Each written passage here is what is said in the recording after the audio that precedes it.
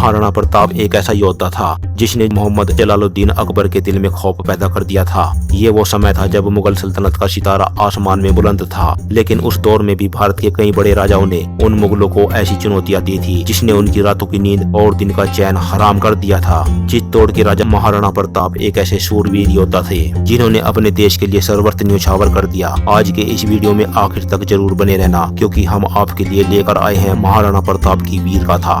9 मई सन 1540 में राजस्थान के कुंभलगढ़ में बहादुरी का एक सूरज उदय हुआ। मेवाड़ रियासत के राजा महाराणा उदय सिंह के परिवार में जन्मे इस बच्चे का तेज बचपन से अलग ही नजर आता था। राजा उदय सिंह की 20 पत्नियां थी और उनके कुल 34 बच्चे थे। उनमें से एक थे महाराणा प्रताप। दोस्तों, कुछ राजकुमार बड़े होने के बाद राजा बनते हैं, लेकिन महाराणा प्रताप पैदाइशी राजा थे।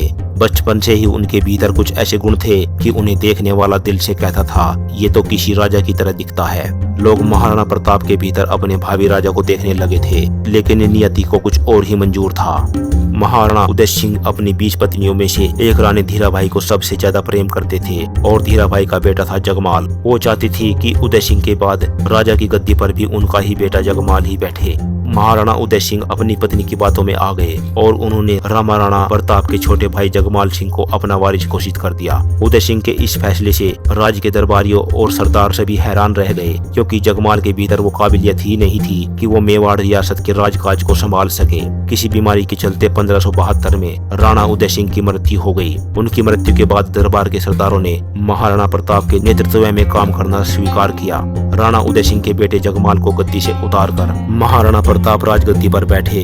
सच में उस समय मेवाड़ को महाराणा प्रताप की ही जरूरत थी, क्योंकि इस समय पूरे भारतवर्ष में मुगलिया सल्तनत एक एक करके भारत के राजाओं को हराकर उनका राज्य जीतती जा रही थी और उन्हें अपने राज्य में मिलाती जा रही थी। केवल मेवाड़ रियासत ही ऐसी थी जिसने अकबर के सामने कभी भी घुटने नहीं टेके। मुगलिया सल्तनत के उस समय के सुल्तान का नाम था मोहम्मद जलालुद्दीन अकबर। उस समय ताकत और सत्ता के नशे में चूर मोहम्मद जलालुद्दीन अकबर बड़ी तेजी से भारत को जीतने के इरादे पर काम कर रहा था, लेकिन मेवाड़ उसकी आंखों की किरकिरी बन गया। कारोबार की दृष्टि से मेवाड़ अकबर के लिए बहुत जरूरी था, क्योंकि उसका सारा व्यापार जिस रास्ते से होकर जाता था वो मेवाड़ राज्य के भीतर से ही होता था। अकबर ने एक एक करके अपने तमाम सेना नायकों और राजदूतों को महाराणा प्रताप के पास भेजा और उनसे मुगलिया सल्तनत की अधीनता स्वीकार करने की बात कही। अकबर ने महाराणा से यहाँ तक भी कह दिया कि तुम चाहो तो आधा भारत अपने कब्जे में ले लो, लेकिन मुगलिया सल्तनत के नीचे ही काम करो। महाराणा प्रताप ने अकबर के एक एक प्रस्ताव को ठुकरा दिया और आखिरकार अकबर को युद्ध के लिए मजबूर होना पड़ा। अकबर ने महाराणा प्रताप को जीतने के लिए अपने चुनिंदा सेना नायकों के नेतृत्व में 80,000 सैनिकों की सेना भेजी। उसे लगा कि इतने सारे सैनिक चुटकियों में मेवाड़ को जीत लेंगे और महाराणा प्रताप को मेरे सामने ले आएंगे, लेकिन महाराणा प्रताप ने तो इतिहास लिखने के लिए तलवार उठा ली थी। उस युद्ध में महाराणा प्रताप के पास थे केवल 16,000 सैनिक, लेकिन वो सभी अकबर की बड़ी सेना पर इस कदर भारी पड़े कि इतिहास में इस युद्ध ने राजपूतों की वीरता की एक नई इबादत लिख डाली। दरअसल युद्ध हल्दी घाटी के मैदान में लड़ा गया था। वो मैदान अरावली की पहाड़ियों के बीच मौजूद था। इस मैदान तक पहुंचने के लिए जिन संकरों रास्तों का इस्तेमाल किया जाता था, उनके रास्तों की अच्छी खासी जानकारी महाराणा प्रताप और उनकी सेना को थी, क्योंकि अकबर की सेना इन रास्तों के बारे में नहीं जानती थी। महाराणा प्रताप ने बड़ी चालाकी से अपने सैनिकों को ऐसी जगहों पर बिठा दिया जहाँ मुगलिया सेना को बड़ी घातक चोट दी जा सकती थी। यही वजह थी कि महाराणा प्रताप की सेना ने हल्दी घाटी के युद्ध में अकबर की सेना के छक्के छुड़ा दिए और इतिहास हल्दी घाटी के युद्ध के जरिए राजपूतों की वीरता की कहानी आज भी कहता है। अब बात कर लेते हैं महाराणा प्रताप के पराक्रम और ताकत के बारे में। महाराणा प्रताप शारीरिक तौर से एक साधारण इंसान के मुकाबले ज्यादा ताकतवर और अच्छे स्वास्थ्य के मालिक थे। ऐसा माना जाता है कि युद्ध के दौरान जिस कवच को वो धारण करते थे उनका वजन ही 70 किलो था। जिस भाले से दुश्मन पर हमला करते थे वो 80 किलो का था और उनकी वो तलवार जो दुश्मन को चीर देती थी वो भी 10 किलो की थी।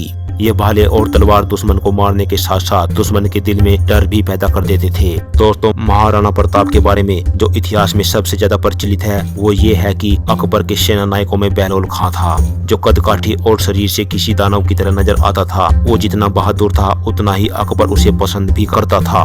वो बड़ी सी सेना लेकर मेवाड़ की तरफ कूच कर गया। अकबर बहलोल खां को बड़ा काबिल सेना नायक मानता था, लेकिन जब बहलोल खां महाराणा प्रताप के सामने आया तो उसके वार करने से पहले ही महाराणा प्रताप की तलवार ने घोड़े सहित बहलोल खां को बीच से चीर दिया। ऐसे ही तमाम किस्से सुनकर अकबर के दिल में महाराणा प्रताप का ऐसा खौफ बैठा कि वो कभी भी जंग के मैदान में महाराणा प्रताप के सामने नहीं आया। जब बात महाराणा प्रताप की होती है, हम उनके घोड़े चेतक को कैसे भूल सकते हैं।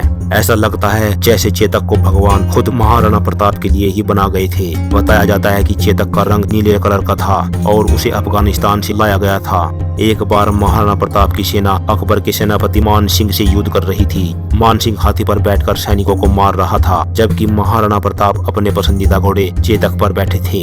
जब महाराणा प्रताप ने हाथी पर बैठे मान सिंह को अपने सैनिकों को मारते हुए देखा तो गुस्से से भर उठे, पर चेतक ने जो छलांग लगाई तो उसके पैर मान सिंह के हाथी के सर के ऊपर थे और महाराणा प्रताप का भाला सीधा मान सिंह की तरफ बढ़ रहा था। लेकिन उसकी किस्मत अच्छी थी, हाथी का महावत सामने आ गया, मान सिंह बच गया। उस समय युद्ध में उतरने वाले हाथियों की सूंड में तलवार बांधी जाती थी। इस बार हाथी की सूंड का सामना चेतक के पैर से हुआ और चेतक का एक पैर कट गया। महाराणा प्रताप का घोड़ा घायल हो गया तो अकबर के सेना नायकों ने महाराणा प्रताप को घेर लिया, लेकिन चेतक का हौसला नहीं टूटा था। वो महाराणा प्रताप को लेकर एक तरफ दौड़ पड़ा। अकबर की सेना महाराणा प्रताप को घेरे हुए थी। आगे लगभग 22 फीट का नाला था, लेकिन 3 पैरों से दौड़ते हुए चेतक ने एक लंबी छलांग लगाई और नाले को पार करते हुए महाराणा प्रताप को सुरक्षित स्थान पर पहुंचा दिया। इसके बाद चेतक ने अंतिम सांस ली। इस युद्ध में कहने को तो महाराणा प्रताप की हार हुई थी, लेकिन उनकी और चेतक की वीरता की कहानी हमेशा के लिए अमर हो गई। कुछ विशेषज्ञों का ऐसा मानना है कि अगर चेतक का पैर घायल नहीं होता तो शायद पूरे युद्ध की तस्वीर ही कुछ और होती।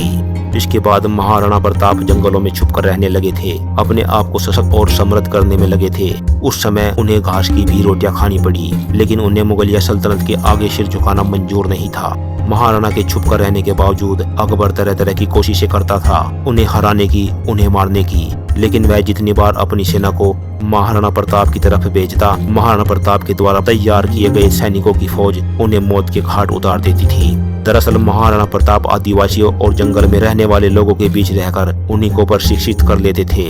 अकबर महाराणा प्रताप की हार के बाद उनके घुटने टेकने का रास्ता देख रहे थे, लेकिन महाराणा प्रताप ने उसे ऐसा कोई मौका नहीं दिया। आखिरकार अकबर ने हार मान ली और मेवाड़ को छोड़ दिया।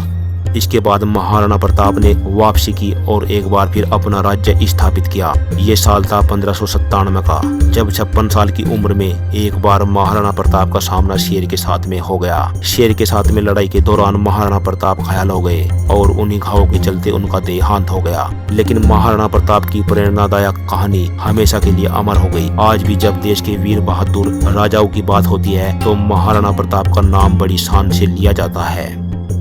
आज इस वीडियो में बस इतना ही। उम्मीद करते हैं ये वीडियो आपको पसंद आई होगी। वीडियो के अंत तक बने रहने के लिए धन्यवाद।